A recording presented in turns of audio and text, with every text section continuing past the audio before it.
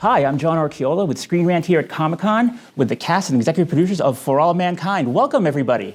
Hi. Happy Comic-Con.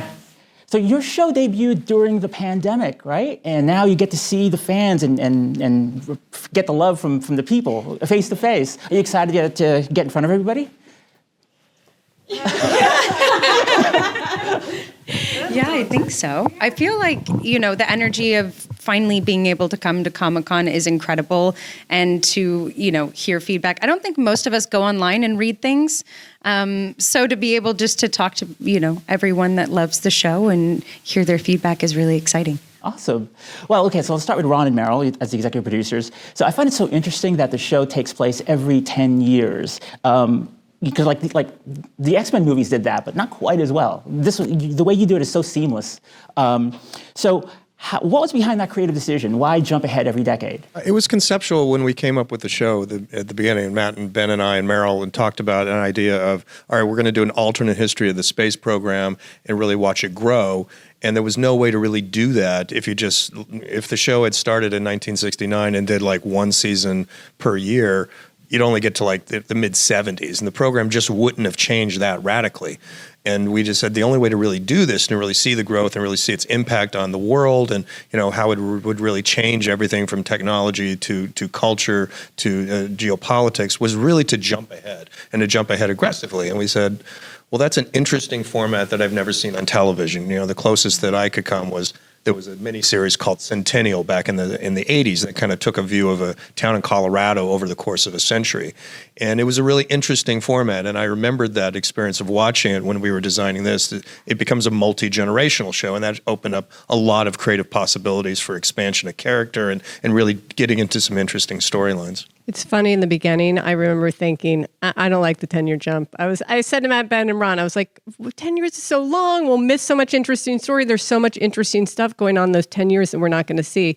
But it's funny, they've done such a masterful job, and the writers of, you feel like you don't miss it. You feel like you are uncovering those little nooks and crannies as you go. And that actually is the brilliance of it, that you don't need those 10 years, and you get to uncover, as Ron said, the characters as you go in a much more unique way than doing it every year. I know, but with those 10-year jumps, I love, as a history buff, I love the montages of all the things that happened and didn't happen, or was so different. Do you guys, for the cast and you guys, do you guys have a favorite thing that happened in the show's history that hasn't happened in ours? I do, actually. I asked to do I'm from Portland, so I asked if we could throw in that Michael Jordan was drafted by the Trailblazers, because it's a big thing.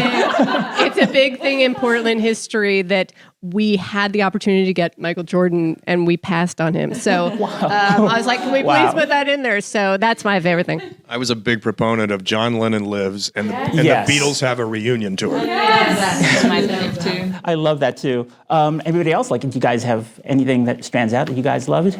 Season 2, I loved that there were electric cars with that. Yeah. That was just quietly part of the scenery. I was like, yeah, it's beautiful, it's great. Awesome. So let's start with Jodie, Madam President. So what's it like going from playing one of the first female astronauts to now being the first female president in your world? I mean, it's incredible. I'll never forget these guys telling me about that a little bit before we even started season 1. And when Ron finished the sentence with, eventually she will become the first female president of the United States, I think I dropped the phone. No, I mean, what an amazing journey to go on, particularly considering the kind of astronaut candidate Ellen was, which is, she didn't take up an awful lot of space. And now you find her, energetically, obviously. And now you find her, the commander-in-chief. It's been incredible, is the short answer. And, Ron and Meryl, if you ever introduce aliens in the show, I feel like Ellen would be the type of president like Bill Pullman, who'd get in a fighter jet and shoot them down. I'm not pitching any ideas. I'm just... Chantal, so every 10 years, Karen switches careers. She reinvents herself. Housewife, bar owner, entrepreneur, also Mrs. Robinson. Yeah, okay, yes. Mm-hmm. We have that label, too. Can you talk about Karen's evolution throughout the series? It's such a crazy ride. Every time I get the script for the beginning of each season, it feels as though I'm a completely different woman, of course. But what's really interesting is when I kind of start diving into it, I see the seeds that were planted all along. And I was talking with Ron about this. It's the part of being on the journey of this show that you see Karen be envious of these women who step forward and get to take up space a lot more than what she gets to in the small part of her world. And slowly, in my mind, the Karen that we meet this season is the Karen that's always lived inside, but she never, I guess, took the place of putting herself first. And now that we see that, we get to see her being an incredible businesswoman and all the women that went before her who inspired her to step into this place in these positions and go up against this guy. And it's been a challenge and a really beautiful one to play somebody who's a little different, every single season and changes and morphs. And also, I saw the Elvis movie a couple days ago, and now I'm kind of traumatized by Don't Be Cruel now. Yeah. Like, every time I hear it, it doesn't play the same. You just unfortunately have to think of me dancing around, which was maybe the scariest thing I had to do. So. Ren, Margot is one of my absolute favorite characters. And I especially love how in season 1, she couldn't forgive von Braun for being a Nazi and a war criminal, but now she's a compromise. Can you talk about her predicament? How that's worked out for her in the last couple of seasons. One of the things that I really love about hindsight is that I really could identify with Margot as somebody who's in her 20s and everything is very black and white. And that moment to her, there's very much a right and a wrong, and it's uncomplicated. And I find it really fun to play a woman who's put in a very similar position and has to make some really awful choices because there's no good choice. I mean, I think about often there's a scene in episode or season 2 where Margot chooses to share the information about the O-ring. And for me personally, playing Margot, it was always about I will not make the same choice that von Braun made. I will not choose science and what I'm supposed to do over humanity and people who are innocent.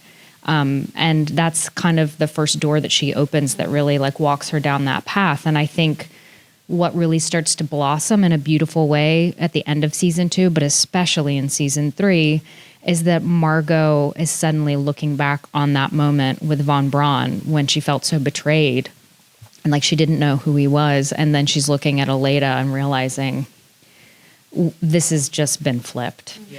And how do I walk this tightrope in a way that feels like it's both about taking care of people, but also trying to protect the program, and where do I fit in that? And it's just, you cannot ask for a better sandbox to play in. So it's just been a lot of fun. There's always something interesting to play underneath the words and all those moments. So thank you. Thank you. Thank you. Yes. Sonia, Molly is so awesome, such a badass, takes no prisoners, but now also she went blind this season. So what is that like to play now? You don't actually have to look at your cast members when you talk to them. Which is such a relief because look at them. It was wonderful. It was an enormous challenge. I relished it. I spent some time, I think I even posted a video of it, me in a blindfold going around the house, trying to pour water into not all over the floor, and worked with my blind dog and made a rudimentary attempt to learn Braille. It was an amazing challenge. It really, really was. It was an extraordinary thing to get to do as an actor. I had these contact lenses that I asked them to make as opaque as possible so that I really was. By the time you walk into the studio, it's pretty dark in there, and I'd have to have someone literally escort me to my chair because it was so dark I couldn't see. All of which helped tremendously, and I felt like, every actor should do this. Every actor should play blind once, because how it enlivens the rest of you, how it asks you to listen and use your entire body differently, is sort of a masterclass thing that we should all learn to do. It was wonderful. Absolutely. It was a real experience. So is the whole cast going blind soon? I did pitch that. Eddie, all the way back there. Hi, how are you? What's up? So when you joined the cast as Dev in season 3, I have to admit, I kind of wanted to work for Helios. Are you still hiring? I can't say. So can you talk about how you approach your shady billionaire character? What was your in? Shady? Damn. He's just a dude who's trying to change the world. I don't think nothing shady about that. I mean, people have talked about this because this is, I think, the core of the show is the complexity of humanity. Yeah. Characters make decisions that are either good, they're both good and bad. It depends on who's viewing that decision. So Dev is a man has a singular focus. You know, he's created a piece of technology that's pretty much saving the world in fusion, and he's got big dreams, and he knows what he has to do to inspire the people around him. So by any means necessary. He does have altruistic ambitions, but he's also, she's looking at me like, I'm not sure. Well, I think Dev believes this. I think Dev believes that he has altruistic ambitions, but at the same time, you don't get to the top without getting your hands dirty. Absolutely. Well, listen, this has been an incredible pleasure. Please enjoy Comic-Con. I hope you have a great time. And thank you so much for the cast and crew of For All Mankind. Thank you.